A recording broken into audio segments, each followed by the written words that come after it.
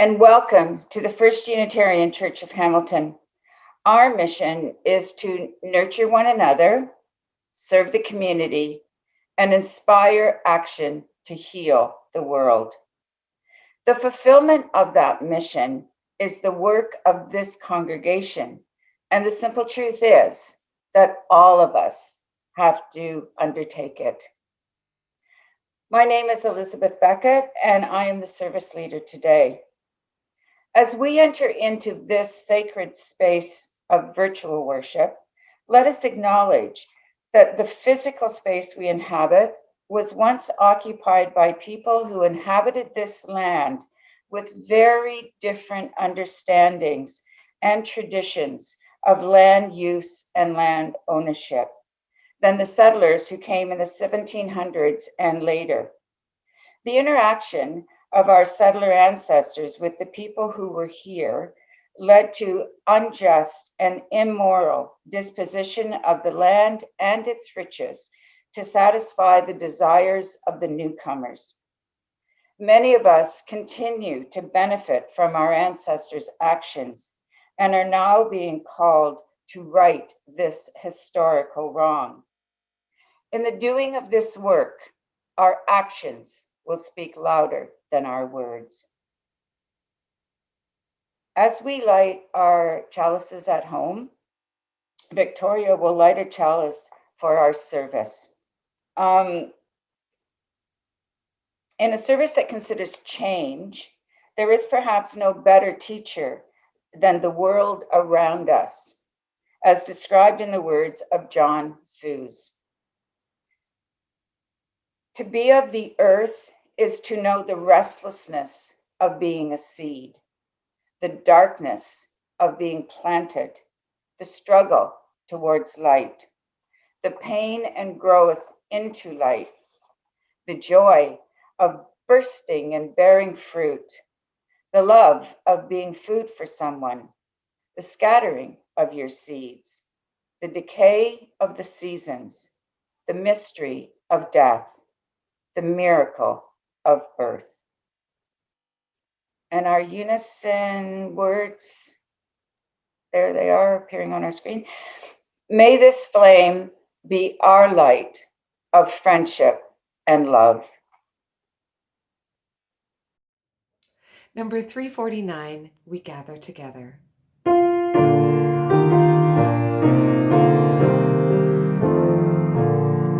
We gather together in joyful thanksgiving, acclaiming creation whose bounty we share. Both sorrow and gladness we find now in our living. We sing a hymn of praise to the life that we bear. We gather together to join in the journey, confirming, committing our passage to be a true affirmation in joy and tribulation. When bound to human care and hope, then we are free.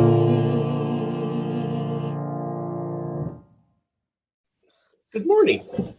I'm Carl Ingram, and I'm going to tell you a story that I told my kids that many years ago. I made this up on the telling it to my kids at bedtime, and here it is for you today.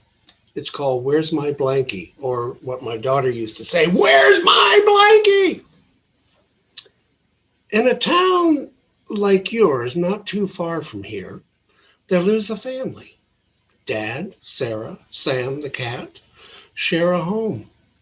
The neighbors smell chocolate chip cookies and hear laughter from their home. Sarah is a polite 5-year-old, except when it comes to her blankie. When she can't find it, she yells in an indoor voice, Where's my blankie? When Dad tells her to use her indoor voice, she says, I'll try. Dad hopes she will. Sarah is always close to Blankie. They spend hours hugging and talking. She's comfortable with her best friend. Blanky is sky blue with white horses, cows, and sheep. She drags Blanky all over the house until the farm animals turn gray. Then it's time for Blanky's bath. Sarah sits on the floor in front of the washing machine. She says, "Okay, Blanky, when you come out of the dryer, I'll hold you until you aren't dizzy anymore." Sarah makes a fort of couch comforts, and Blanky is the roof. In the fort, Sarah tells story to Sam about the adventures she had on the long slide and the high swings in the park. Sam meows to Sarah about chasing field mice and batting flowers with his paw. The cat is Sarah's other best friend. His full name is Samuel J. Scamper, or Sam for short. On her bed, Sarah plays tea party with Sam, and he stays for the treats. When Sarah yells, "Where's my blankie?" it scares the cat, and he runs to hide under her bed. Sometimes when Sam sits on her lap, he purrs and looks into Sarah's eyes. Sarah tries to purr, but it sounds like a dog growl. Sam scampers off. Dad lifts Sam to put him on his shoulder. "Gee, Sam, you're getting big. Maybe it's time to cut back on your treats." Sam doesn't like this idea. Later, Sarah calls for Sam. "Dinner time! Dad made you dinner. Come and get it, Sam." But he doesn't come, which is odd because Sam likes his meal times. Sarah is worried and asks Dad, "Where's my Sam? Where's my blankie?" Dad suggests she look around the house. Sarah looks in Sam's favorite hiding places. She explores under her bed, above the fridge, behind Dad's big chair in the corner. No Sam. No blankie.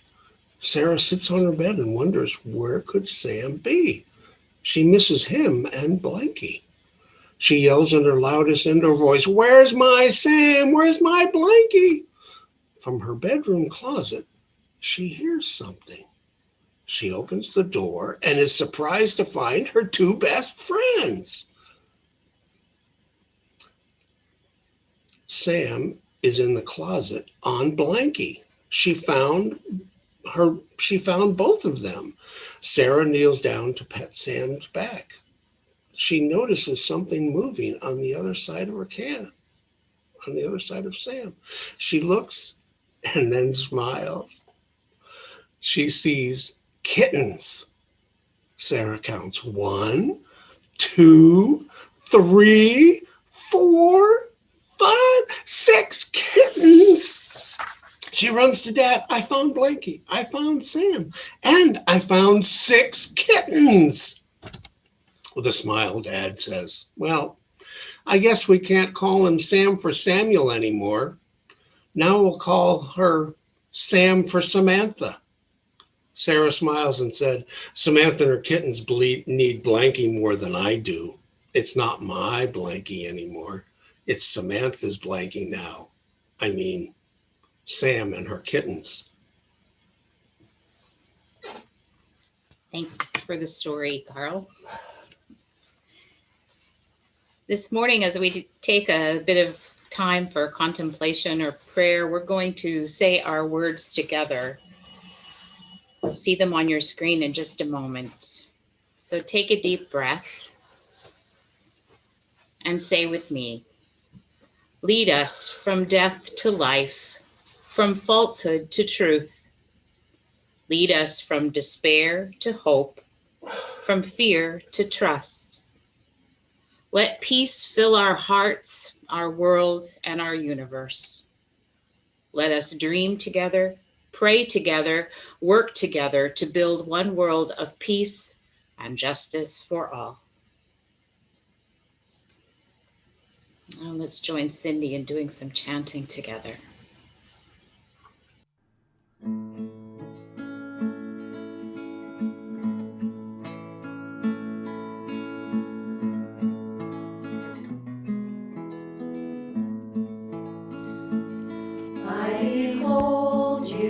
beautiful one.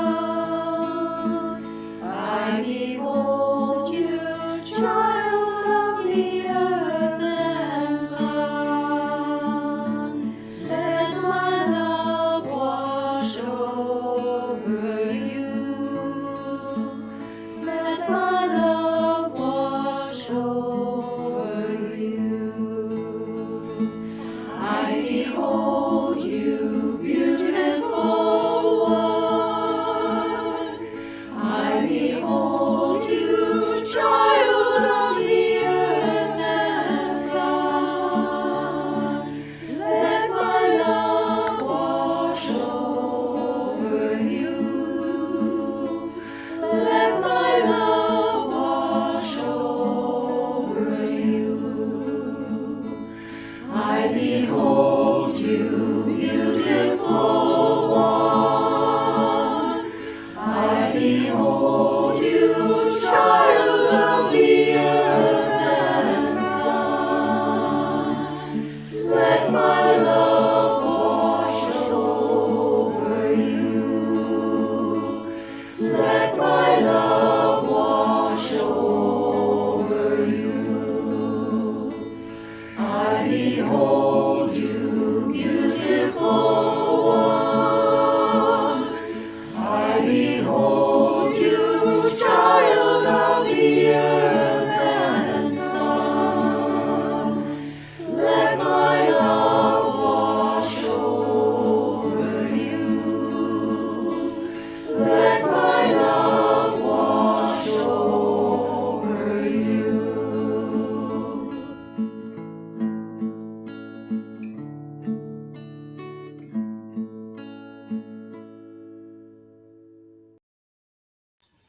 Thank you so much, Cindy and Zoom choir. I'd like to turn the mic over for a moment to Board President Barb Wallace. She has an announcement for us today.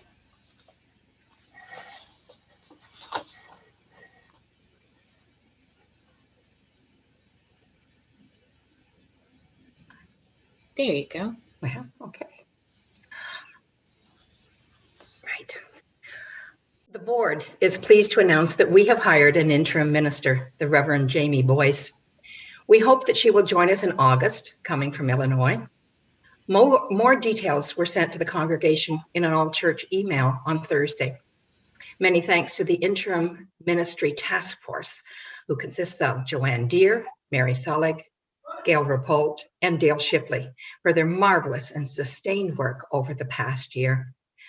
Plans for welcoming her are being made, and we will make good use of the all-church emails as they become clear.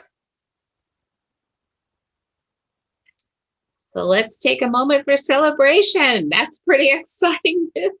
Yay! What wonderful news to get to share with the congregation today.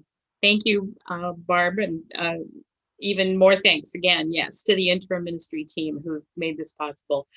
Congratulations on a great outcome to your faithful and thoughtful work. And what a great segue for talking about change today. When I accepted the call to come to Hamilton and entered into ministry with this congregation, I gave a great deal of thought to what I hoped would be true about our relationship with one another, about the work we would undertake together, and even about how I wanted my leaving you to one day to be. Yes, I gave thought not only to what needed to be done in the short term, but in the long term as well. Those of you who have been a part of Hamilton First for quite a while will remember that I arrived 11 years ago after a particularly challenging time in the church's history. There'd been a painful and heartbreaking ending to your previous minister's tenure. Things had been said and done that wouldn't be forgiven, and this congregation felt battered and tired, and yet still committed to moving forward. One of my short-term goals was to open a space for rest and recovery, to offer love and a healing balm of calm, caring leadership on which you could rely for kindness, integrity, and open-hearted embrace.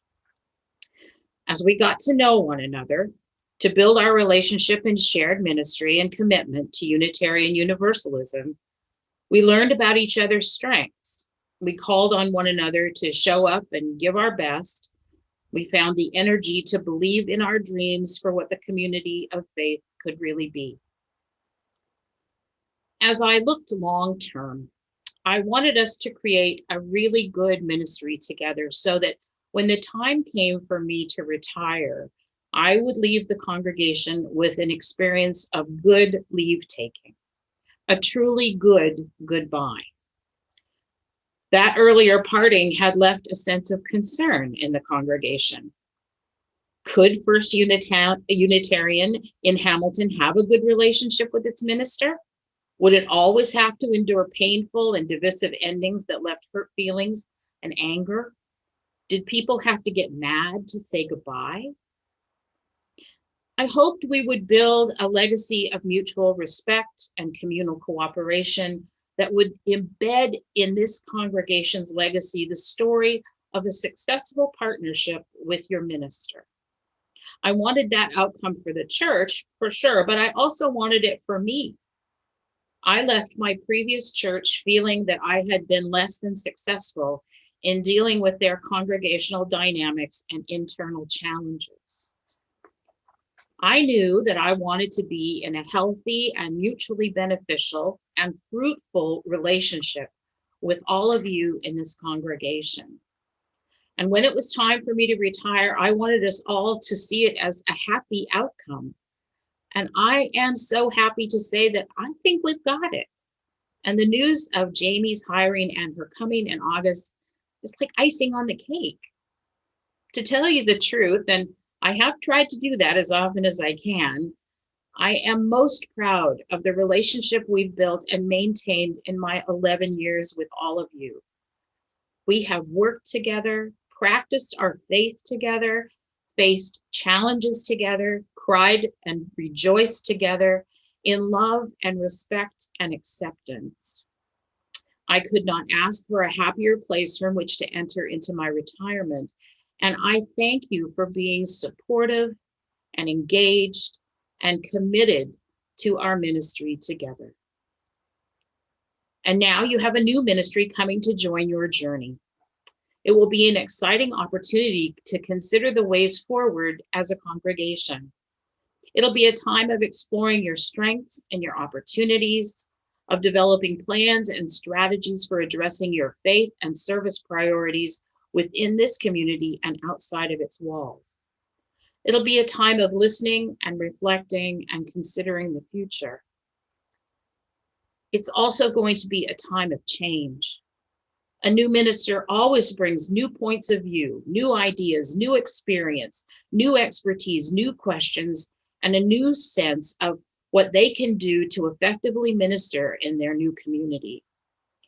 Of all the things she may be, I'm pretty sure one thing Reverend Boyce won't be is me. And that's a good thing. It's a really good thing. She will be, and she will bring an amazing set of skills and abilities to her work with you. She will encourage you and support you, question you, and challenge you. And along the way, she will ask you to consider changing some things that you're doing, to stop some things that may not be serving you well or won't serve you well in the future. And she will probably ask you to start doing some things that represent new and more fulfilling ways to live your faith commitment. You know, one thing you should always expect from your minister is that they bring with them a love of Unitarian Universalism. Because they have committed themselves to this faith, because they have found a saving message in our principles and values, they will encourage you to actively engage in your faith as well. Your minister is going to place before you opportunities to go deeper into your own beliefs and live your life more fully from that place inside you. Your minister will encourage you to show the joy and fulfillment your faith has given your life. Your minister will challenge you to make your daily life a reflection of all that is important to you. With kindness and integrity, ministers help congregations live their purpose, to make connections, and to know that they are cared for and seen in their joys and sorrows, trials and triumphs. Sometimes changes come easy. We see something that needs to be different, and we shift our thinking and our action to move us closer into alignment with what needs to be. It seems so obvious sometimes that we can't believe we just hadn't made that change sooner. Other times, change comes only with prolonged consideration and discussion. It takes time to make sure that everyone is heard and their position witnessed. It can be hard to remain in covenant and relationship when things get tough. Emotions may be triggered and people make mistakes. They ask for forgiveness and they are forgiven. That's what church is about. How do we honor our bonds and connections to one another and find our way forward when we disagree or have differing points of view about what the future might be? I forget where I heard it, but within the last week, someone said that they felt like COVID had given us a global time out. It was a time to consider what really matters. And you know, when I hear people and I read things on the internet and I read the paper and all these other, what comes up again and again when people talk about what they've learned from this pandemic, it's about relationships. We miss people and talking and sharing time together and hugging and laughing. We miss the simple but deeply satisfying opportunity to just be with one another. People talk about their realization of how much we need our human interactions. So one of my other goals in this congregation was to help move and recover a sense of mission and being in connection with the larger community. Those of you here a decade ago may remember that the focus of the congregation was inside the walls. It was about holding it together and propping one another up and finding the strength to keep the doors open and the lights on. After the challenges that the congregation had faced, that was a very reasonable reaction. But over time, as we came to love one another and learn to breathe again, we became rested and confident again in our congregation's ability to be strong and vital and engaged. We started to look for ways to reach out into the community and be of service. Mother Teresa told us that love cannot remain by itself. It has to be put into action, and that action is service. So we started developing caring and supportive relationships with community partners and made significant contributions of service and caring and love outside our walls. We do care for one another, that's true. And we have opened our caring hearts to so many people and so many other options and so many other opportunities that are out there. And we have reaped the benefits and the joys of humble service manyfold.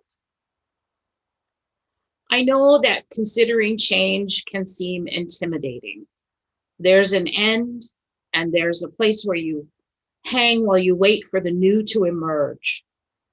And there's so much in that unknown.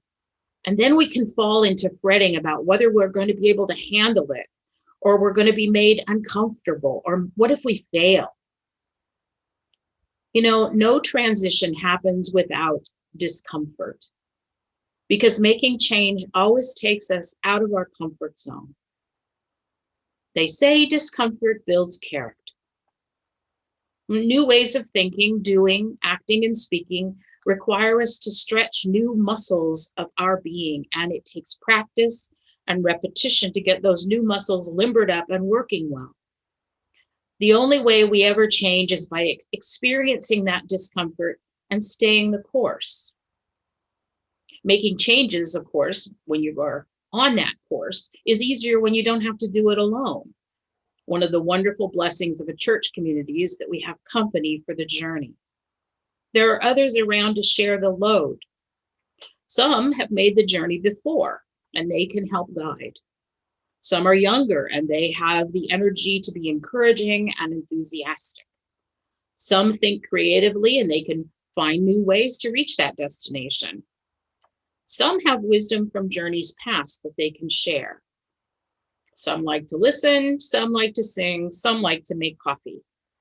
Everyone has something that they can contribute and bring to the table. Many of you know that Carl and I had a beautiful greyhound, Joy. She was our pet for a number of years.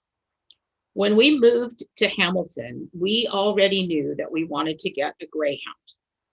And so in the first couple of months when we were here, Carl found an adoption group to help us get a greyhound pet. Now, they asked us very good questions about changing our lives to welcome an animal into our home. One of them being, have you gone through a winter in Canada yet? Of course, at that point, we hadn't. So they suggested that we wait until spring to get a dog so that we kind of knew what we were getting into. And I know some of you in those first few years expressed your concern that these California transplants might not cope well with the snow and cold. You know, frankly, it was one of the reasons that we immediately bought a house. We figured it would make it harder for us to just up and leave if the weather went below -20 again and again and again. Anyway, we went through our first winter and then we got our dog and we had a much better idea of what we were in for, and we were much better prepared to care for her in all of the seasons as a result. So my point is this: when you are considering change, even good change, it is good to get advice and insight from others.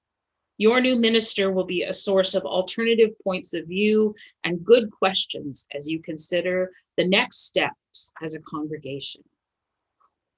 Open your hearts and let her in. Welcome her and seek her counsel. Listen to what she has to say. Respect her experience and take what you need to make good decisions. There is no reason that loving me means you need to love her less. Open your heart. Love her to death. I've talked to her. She's great. You're going to be so happy. Anyway, help her help you make good decisions. You don't have to do it alone. There are people and resources and information available to help you on the journey. And they can help you think of things that you may not have even considered before. It's time to make some changes. And good endings open the door to good beginnings.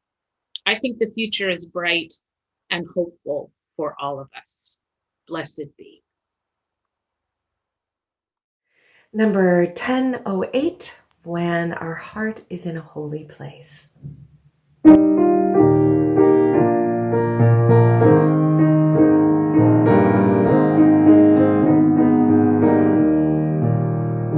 When our heart is in a holy place, when our heart is in a holy place, we are blessed with love and amazing grace. When our heart is in a holy place,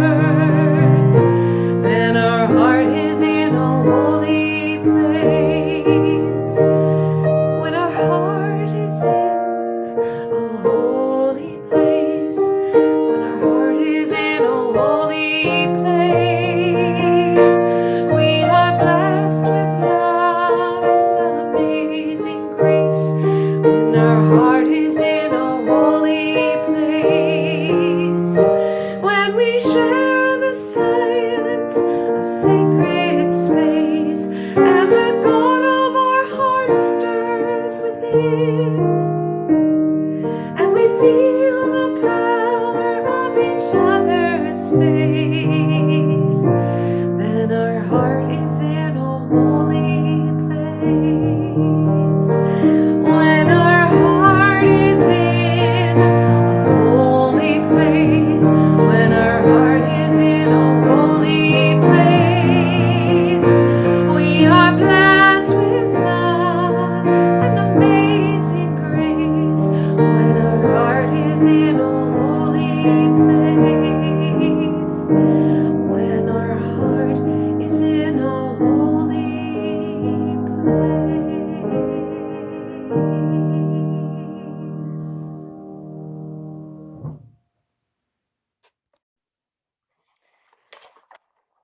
That hymn is so beautiful, and it always makes me cry. So, as our benediction today, I am going to share with you words of metta that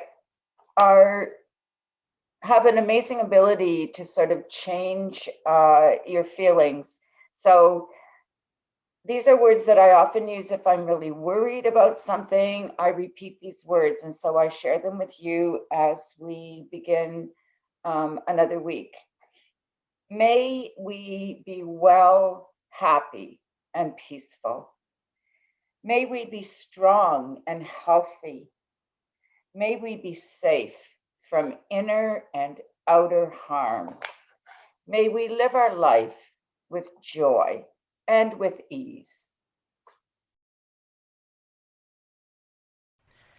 See mama, see mama, see mama, see mama, as we walk away from fear, as we try to find a way, life goes on all around us, and you'll find you're not alone. See mama, as we wave from this tree, till we see another day. Is there hope? Is there freedom? That would be on my way.